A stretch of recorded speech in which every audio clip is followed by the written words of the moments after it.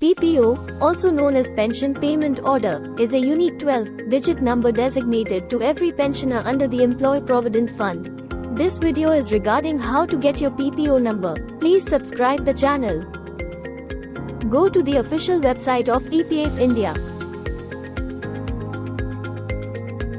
Check Services. Select for Employees. Look Services and click on Pensioners Portal. On left side you can see an option Knows Your PPO number. Select Bank Account Search. Now enter bank account number where you are receiving your pension.